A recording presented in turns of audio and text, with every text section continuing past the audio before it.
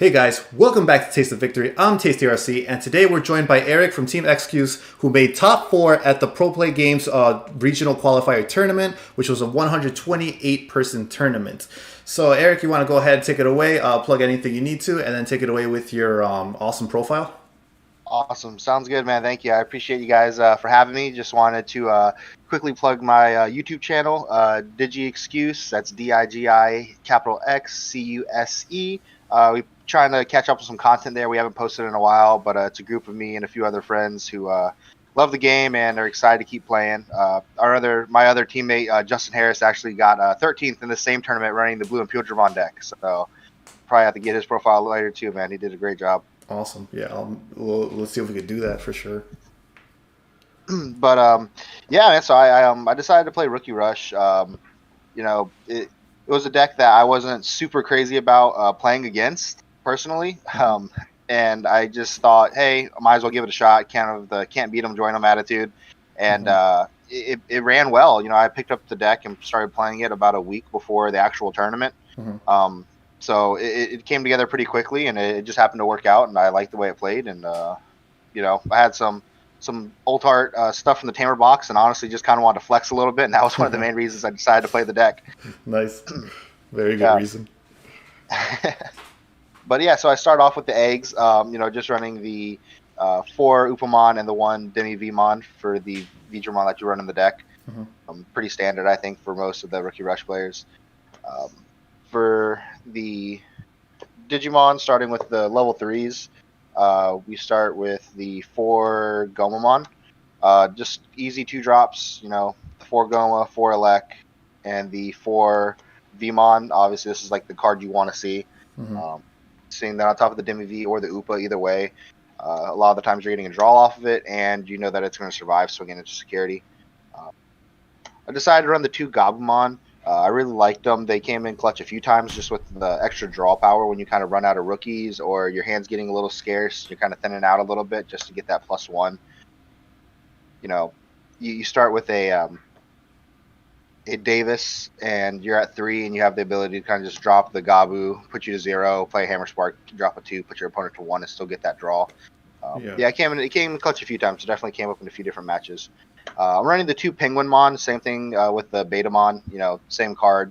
5k is nice. The 1 cost is just leave your opponent at 1 if you need to. So if you're at, that weird 2 cost, and you can just kind of drop one of these guys, put yourself to 1, and then drop a 2 cost and put your opponent to 1. Still get the draw, dropping that in your Digi-Evolution area. Then next we go to the green cards. So I run 4 of the 2-drop green Mushroomon. Just the green. You have the green option cards. You need the green Digimon. Same with the 4 Auroromon, which is nice to dodge the Volcandramons. Same thing with the Penguins, also dodging the Volcandramons. Ultra-S is still a bit of an issue.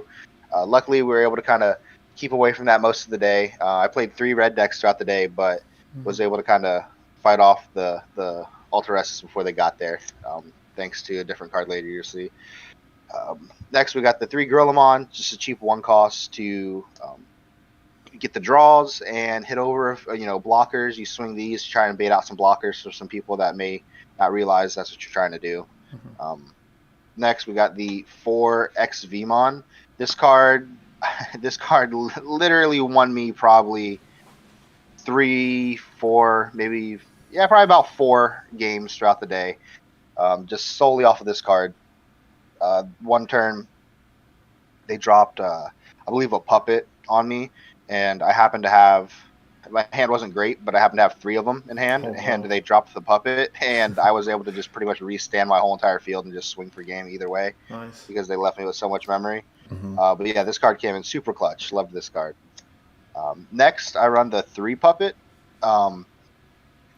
With the yellow running around, it's kind of scary to give them so much memory. Same thing with like the Impudramons. It's difficult to drop your opponent at 7, 8, 9, sometimes even 10 memory when you're playing Rookie Rush. You go to 1, drop a puppet. They drop an Impudramon and restand half their field and swing for 5 security. Yellow, they drop a Shine or drop a Kintarsomon, and your turn's turned off for the whole next turn. So the puppet was kind of a waste either way, where they blow up your whole field with the Shine and again, you have no turn next turn. Mm-hmm. So that's the reason I was running the 3. The night before I turned in the deck list, I cut it to 3. I was running it at 4, and I just thought it was a little cloggy. Honestly, something I would even think about cutting to 2. It did come in clutch 1 or 2 games, but Mm-hmm. it's definitely tough to give your opponent that much memory with Puppetmon and yellow running around. Mm-hmm. Next, we run the 3 Tamers. Davis, such a good card. Him at 4, I feel like is a little cloggy. Seeing him at 3, I felt was just perfect. You saw him enough to use him. Triggers the security, so you have that. I liked it at 3. I think I tested it at 4 at once, and it was just a little too much. I was tired of seeing 2 of them in my hand at a time, and just had to get rid of them. So cut him down to 3, and I liked him there. Mm-hmm. Next, this is a card that I've seen Rookie Rush players kind of go back and forth on, and that's We Have to Stop Fighting. This card probably stole me 1 or 2 games throughout the day. I played this deck at locals the week before to test it out. I was running 2 of these, and I had a fellow Rookie Rush player at locals tell me that this is one of the worst cards he thinks you can put in the deck.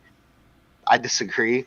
It definitely steals some games to where I play this card, swing with 4 or 5 rookies, and then even if they have blockers, they block them. That's fine. You have 5 security. I swing with 5 rookies. You block, let's say, 2 of them. I'm swinging for 3 security. You're left at 2. Mm-hmm. I drop either a Positron or a Puppetmon, and next turn I'm swinging for the remaining rookies. Swinging for the remaining security with the rookies that I just restand because they live. This card definitely came in really clutch and stole a few games for me. Next, we got the 4 Hammer Sparks with the Tamer Box Flex. So that was one of the reasons I decided to run the deck in the first place. Self-explanatory, great card to gain memory. It's a staple for sure. Mm-hmm. Next, we got 3 Flower Cannons. Again, with Puppetmon, the deck running around, I figured my locals is really heavy in Puppetmon, and we play a really competitive locals. Mm-hmm. So I figured if my locals is running in Puppetmon, I'm probably going to see heavy in Puppetmon in the PPG tournament. So I cut this down to 3 instead of 4, just because you hit it, they drop it in Puppetmon, they restand, they're swinging anyways. But this is nice to have against most other decks. So it's definitely, to me, at least 2. I liked it at 3, but I can definitely see the logic behind running it at 2. Mm-hmm. And lastly, probably the MVP of the day was Positron Laser. I ran it at 4. Mm-hmm. I will say this card is great. There was times that I opened 2 of them in hand and was a little disappointed that I saw 2 and ended up using both of them in that game to help me kind of squeak out a win. I will say it kind of came back to bite me in my top 4, the quarterfinals match, Mm-hmm. playing against the gentleman who ended up winning first. I played against him game 1, and I opened 3 of them. And then off of my first draw, I drew the 4th. Oh man! So I had all 4 sitting in my hand, and it was not pretty. And Yeah. the sad part was I couldn't draw into any of my green Digimon to man. use them. Yeah. I ended up having to drop I believe a puppet, and I mean there was just way too much memory. Again, running yellow, he just he popped off strong. But yeah, other than that one instance. Mm-hmm. Even seeing 2 of them in hands at times was not bad. It ran really well. Seeing these trigger and security is absolutely insane. They pop off. Yeah, I love this card. Probably my favorite card of the deck. Nice. Awesome. Thank you so much for sharing your deck with us. You got some really cool No choices there. So how do you feel about Positron versus Puppet? Do they play the same role, or like they're different enough that you would cut into one or the other to run more of the other, or how do you feel about actually that is like I was telling you before in the profile there that I cut Puppet to 3 right before I decided to submit my final deck list. Yeah. And I actually did exactly that. I was running 4 Puppet and 3 Positron, and I took out the 4th Puppet and put in the 4th Positron. Nice. Last second, just because when I'm running the We Have to Stop Fighting, the Positron is kind of like a mini Puppet. Yeah. You can clear essentially 3 cards on the field. You're making 2 not be able to attack, and if you have a blue, you're bouncing 1. So if I'm putting out 4 or 5 Digimon and telling my opponent he can't attack with 2 and bouncing a 3rd, I should hopefully have at least 2 or 3 that live that next turn. and it's a 6 cost compared to 11. So 5 cheaper. Is kind of a mini version of Puppet. And it's even nice against the Imperial Digimon matchup because, like I said, with this here, they restand, they swing. With Positron, they can restand, but they're still not swinging. So that helps a lot. Definitely, yeah. I like that a lot too. Yeah, because you usually see the usual count being like 2 Positrons. So I definitely like that a lot with the increased count too. That's very cool. So do you want to walk us through your matchups that you can remember throughout that tournament? Yeah. So my first matchup of the day was against a red deck. I didn't get to see too much of the deck. It went by pretty quick. I think he was a bit of a newer player. I'll give him that. We sat down to play, and I won game 1 in I think it was 3 turns. And game 2, I tried to use Hammer Spark, and I had a Demi Vmon sitting back in my raising area, and he said that I couldn't do that. Because I didn't have a green or a blue Digimon in play. I told him that I could. He said, no, you can't. We called the judge. The judge came over and told him that I was correct. I could play it from having the blue Digimon in my raising area. He got really upset. I played my Hammer Spark, passed the turn to him, and he drew his card and got really upset and said, you know what, you got it, and left. Okay. So that was my first game of the day. So that's how my day started off. Interesting. So I got the win. Yeah, he got really mad and he just dipped. But yeah, so that was my first matchup of the day. My second matchup, I played. Oh, I'm trying to remember. I believe it was another red deck. I think I played 2 reds in a row. That one he dropped an Ultra S on me once, and it kind of hurt. But luckily, like I said, for the most part, I was seeing the Positrons enough to kind of fight off that Ultra S from being dropped, and I saw good enough hands to really rush the field pretty quick. And like I said, just kind of when they built up enough to get to the 5s and 6s, just kind of send them back to hand. It was forcing him to drop decently big Digimon. So he was playing, Phoenixmon for 10 from hand, and I was able to just kind of bounce it back. And I'm like, you're gonna have to wait another turn or 2 to drop an Omni now. After that, I played a yellow deck that was definitely one of my tougher matchups of the day, just because yellow, it has a decent matchup against Rookie Rush, being able to clear the fields. We went back and forth on that one. I beat him 2-1. I don't remember his name, but I do remember he was sitting up pretty high towards the end there. He was a really good player. He just had kind of an unfortunate draw in game 3. Game 4, I believe that is when I played Trey Swain. He was one of the other players who topped and played Rookie Rush as well. And he actually got me. He was my only loss of the day until I lost in the top 4.